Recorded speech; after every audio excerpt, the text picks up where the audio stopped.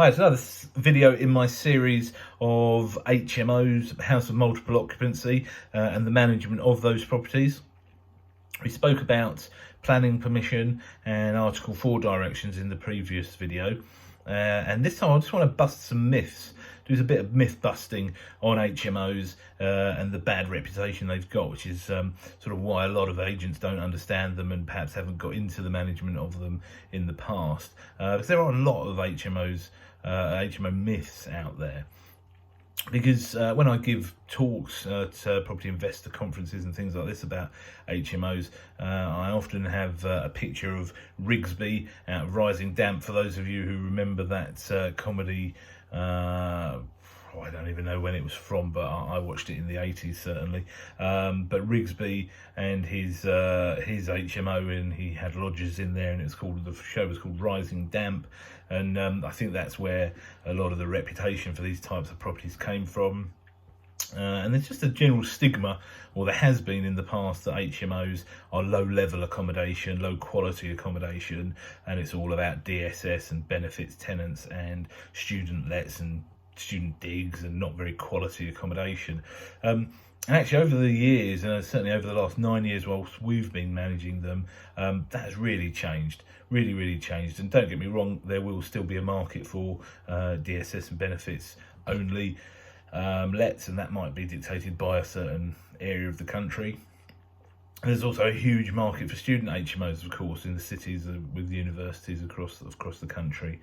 But what there is also is a massive market for young professionals who want decent shared accommodation when they're moving to an area, gaining their first employment there, and they want decent shared accommodation to get themselves settled into that town or city, learn about it, meet some new people, and just get their first sort of foothold in a place that they're moving to. And that's the type of HMO that we mostly deal with. We do have some experience in the student market as well, because we've got a growing student market in our town in Chelmsford and across Essex.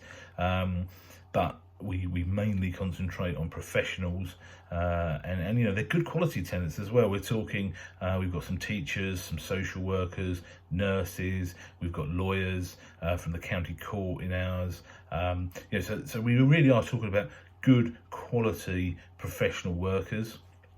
And of course, the higher the standard of the HMO, the higher the quality of the professional that might want to live there may be. But we also have some pretty basic HMOs. They're still clean, tidy, safe to live in, but I would say basic facilities and basic accommodation. And we still have working tenants in there, but they might be factory workers, they might be more of the industrial type workers, that sort of thing. But again, good quality employed tenants. So, you know, the myths around HMOs that they're really student digs and they're rising damp properties and they're DSS only and it's not quality accommodation, that simply isn't true anymore. And there's a huge market for actually very high-end and almost boutique now living and co-living spaces, and we're seeing that across London, and we're starting to see that spread out into the home counties, and we'll also see that in some of the bigger cities around the country. But HMO management is fantastic for letting agents and property managers, and we'll be coming on to that in some other videos.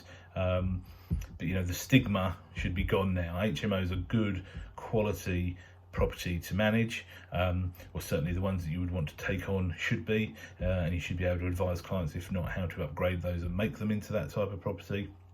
And also there's a myth surrounding how much hassle they are to manage, and frankly it's good for my business that agents in my area believe that, but it's simply not true.